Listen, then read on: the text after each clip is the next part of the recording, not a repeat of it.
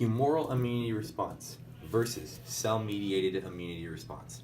Presented by Destiny Mason, Ryan Pikowski, and Shelby Sloan. Humoral immunity response. Before I start, humoral immunity takes place outside of the cell.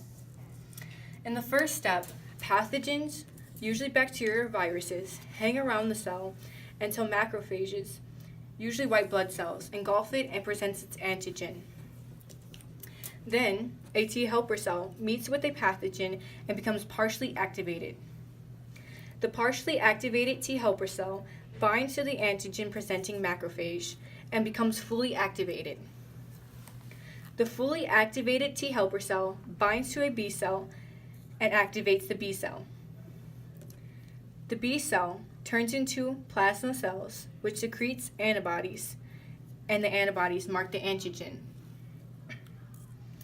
Other B cells become memory cells that help make more plasma cells and quicken the response the second time of exposure. Also, T helper cells create memory T helper cells, which help activate more B cells. Why is this important?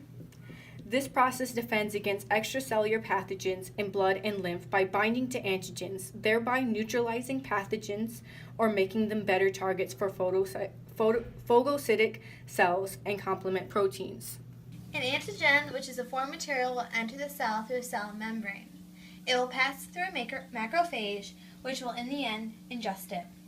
Once the macrophage has ingested it, part of the antigen will stay on the surface of the cell.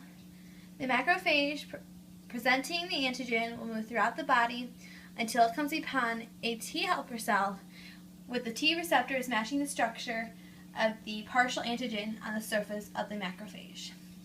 The macrophage antigen will connect to the T receptor. This will activate the T helper cell, which will then secrete cytokinase. These cytokinases will travel throughout the body until it finds an infected cell. It will enter the infected cell and kill it from the inside out, resulting in a dead macrophage cell.